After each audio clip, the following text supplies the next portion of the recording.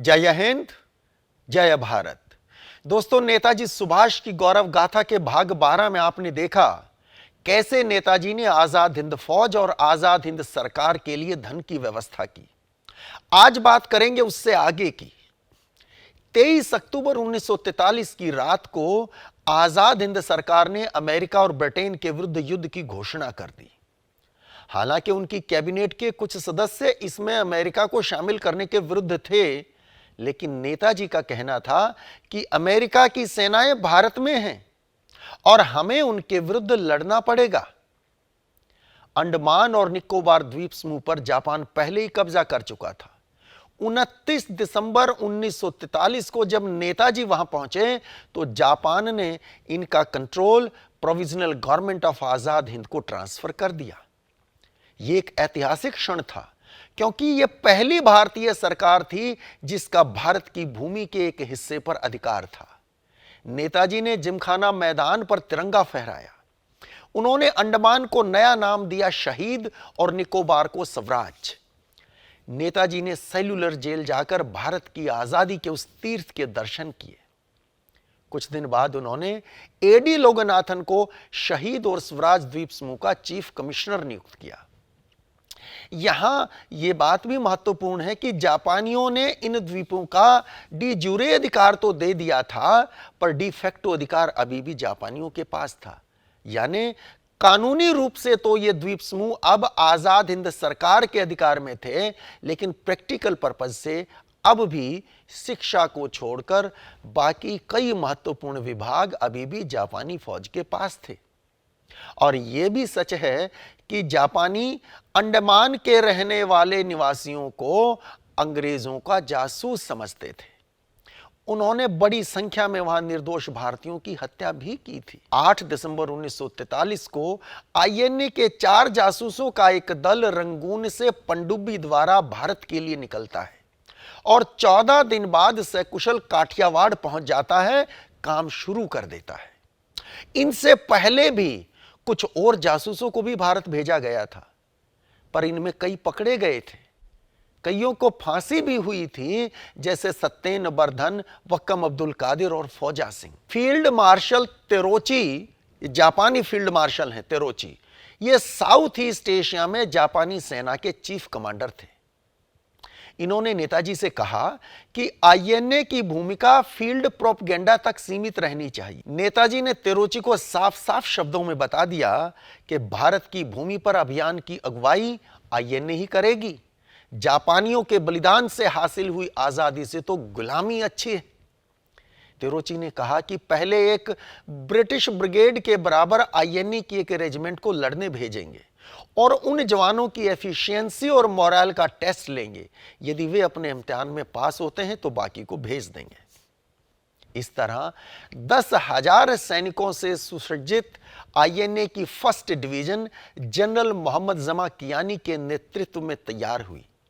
इसमें 3 गुरीला रेजिमेंट थीं जो ब्रिटिश इंडियन आर्मी की ब्रिगेड के बराबर थीं, इसलिए उन्हें ब्रिगेड भी बोलते थे। इनके नाम थे गांधी ब्रिगेड, नेहरू ब्रिगेड, आजाद ब्रिगेड। यहां यह बात बहुत महत्वपूर्ण है कि भले ही गांधी जी से गहरे मतभेद के चलते नेताजी सुभाष कांग्रेस छोड़कर आए थे, लेकिन गांधी जी के लिए अब भी उनके हृदय में असीम सम्मान था। अक्टूबर 1943 में जब गांधी जी जेल में बंद थे, तब बैंकॉक से एक रेडियो संदेश में गांधी जी के योगदान की प्रशंसा करते हुए नेताजी ने कहा था, भारतीय संघर्ष में गांधी जी का योगदान अद्वितीय है। इन हालात में एक जीवन काल में कोई और व्यक्ति इतना नहीं प्राप्त कर सकता था। दोस्तों, फर्स्ट डिवीजन की ही तरह आईएनए की सेकंड और थर्ड डिवीजन भी गठित की गई। फर्स्ट डिवीजन की गांधी ब्रिगेड, नेहरू ब्रिगेड और आजाद ब्रिगेड में से बेस्ट सोल्जर्स को छांटकर नंबर 1 गुरीला रेजिमेंट तैयार हुई और इसके कमांडर बने कर्नल शाहनवाज खान। हालांकि इस रेजिमेंट का नाम था नंबर 1 गोरिल्ला रेजिमेंट, लेकिन इसके लड़ाके नेताजी से इतना प्यार करते थे कि इन्होंने अपने आप ही इसका नाम रख दिया सुभाष ब्रिगेड। सुभाष ब्रिगेड में 3 बटालियंस थी और इन बटालियंस के कमांडर थे मेजर पीएस रतूड़ी, मेजर रण सिंह और मेजर पदम सिंह। आईएनए की गुरिल्ला ब्रिगेड के पास ना तो आर्टिलरी थी, ना मोर्टार थी जिनसे कवरिंग फायर की जा सकती, और ना ही इनके पास कम्युनिकेशन के लिए वायरलेस या टेलीफोन की सुविधा थी। नवंबर 1943 में सुभाष ब्रिगेड बर्मा के लिए रवाना हुई। कर्नल शाहनवाज अपनी पुस्तक माई memories of INA and it's Netaji में लिखते हैं, नेताजी ने अपने सैनिकों से कहा था, यदि तुम भारत की भूमि पर पहुंचने के बाद किसी सैनिक को लूट या रेप जैसे अपराधों में शामिल देखो तो वह सैनिक भारतीय हो या जापानी, उसे तुरंत गोली मार देना। इस बात से पता चलता है कि नेताजी की नजरों में सेना का अनुशासन और भारतीय जनता के मान सम्मान का कितना महत्व था। जब नवंबर 1943 में सुभाष ब्रिगेड ताइपिंग से रंगून के लिए रेलगाड़ियों से निकली तो ताइपिंग के रेलवे स्टेशन पर बड़ा अद्भुत नजारा था। बीमार और फिजिकली अनफिट सैनिक जिन्हें मोर्चे पर जाने से मना कर दिया गया था, वे रेलवे लाइन पर लेट गए। उनकी जिद थी कि देश की आजादी के लिए बलिदान देने से उन्हें ना रोका जाए। जनवरी 1944 में सुभाष ब्रिगेड रंगून पहुंची।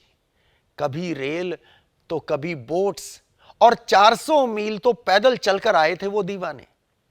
रास्ते में रेलगाड़ी पर ब्रिटिश लड़ाकू विमानों ने हमला किया, जिसमें आईएनए का एक गढ़वाली सिपाही जीत सिंह मारा गया।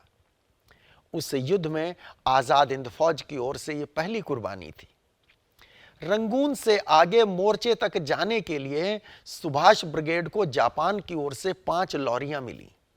नतीजा यह हुआ कि जवानों को अपनी मशीन गन, दूसरे हथियार और राशन सिर पर लेकर चलना पड़ा।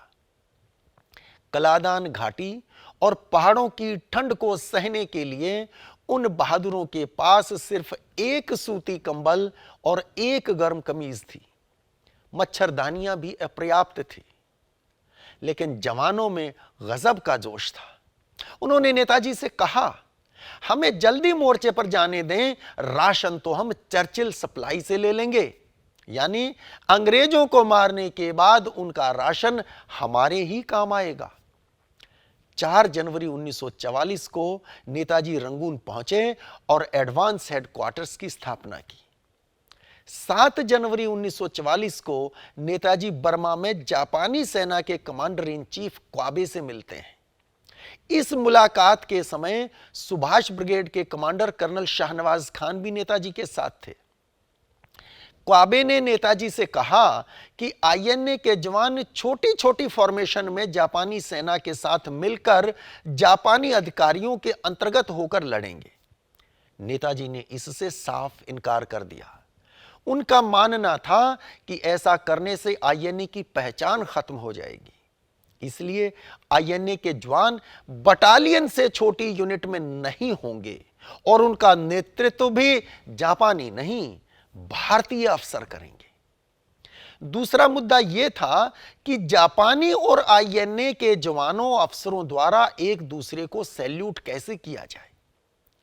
क्वाबे का कहना था कि दोनों में से जो जूनियर होगा वो पहले सैल्यूट करेगा, और यदि दोनों सैनिक समान रैंक के हुए तो पहले भारतीय सैनिक सैल्यूट करेगा।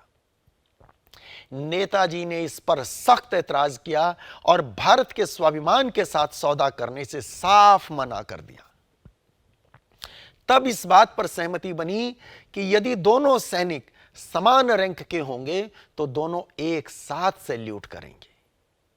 एक और मुद्दा उठा जब क्वाबे ने कहा कि आईएनए पर भी, आजाद हिंद फौज पर भी पूर्वी एशिया के अन्य सभी देशों की सेनाओं की ही तरह जापानी मिलिट्री लॉ लागू होगा। नेताजी ने इससे भी साफ इनकार कर दिया। मुद्दा टोक्यो तक पहुंचा पर नेताजी नहीं माने। आखिरकार जापानी सरकार को झुकना पड़ा। नेताजी ने क्वाबे से यह भी कहा कि भारत की धरती पर सिर्फ भारत का तिरंगा फहराया जाएगा, जापानी झंडा नहीं होगा। 24 जनवरी 1944 को जनरल काताकुरा, जो बर्मा में जापानी कमांडर इन चीफ का चीफ जनरल ऑफ स्टाफ था, वो नेताजी से मिलता है और बर्मा बॉर्डर पर होने वाले युद्ध की रणनीति पर चर्चा करता है। उसने बताया कि एक और जहां थल सेनाएं आगे बढ़ेंगी, वहीं एयरफोर्स कलकत्ता पर भारी बमबारी करेगी। इस पर नेताजी ने फिर आपत्ति की। नेताजी का कहना था, मैं अपने लोगों को हौसला और उम्मीद देना चाहता हूं, बर्बादी और तकलीफें नहीं। कलकत्ता पर हवाई जहाजों से हम बम नहीं बल्कि तिरंगे झंडे बरसाएंगे। नेताजी अपने सैनिकों से बेहद प्यार करते थे और उनके कल्याण का बहुत ध्यान रखते थे। वे बहुत बार रसोई में जाकर खाने की क्वालिटी की खुद जांच करते थे और जवानों के साथ ही खाते थे। आईएनए में जाति धर्म का भेद नहीं होता था। हिंदू, मुस्लिम, सिख, ईसाई एक रसोई का बना खाना खाते थे, जबकि ब्रिटिश इंडियन आर्मी में धर्मों के आधार पर अलग अलग रसोई हुआ करती थी। नेताजी दिन रात मेहनत कर रहे थे। सुगत बोस अपनी पुस्तक हिज मैजेस्टीज अपोनेंट में लिखते हैं, वे औसत एक रात में 3 घंटे ही सो रहे थे। आधी रात के समय जब आबिद हसन उनके पास से जाते तो उनके पास 1 गिलास ब्रांडी का और कॉफी का 1 कप रखा होता। अगली सुबह उनकी एस्ट्रे में पड़े सिगरेट के बट्स को देखकर आबिद हसन समझ जाते कि पिछली रात नेताजी कितनी देर तक काम करते रहे थे। दोस्तों, इस कहानी को आज यहीं विराम देते हैं। जल्दी फिर भेंट होगी। आजाद हिंद फौज के उस संग्राम के बारे में बात करेंगे। आज की जानकारी कैसे लगी, कमेंट बॉक्स में लिखकर जरूर बताइएगा। जय हिंद, जय भारत।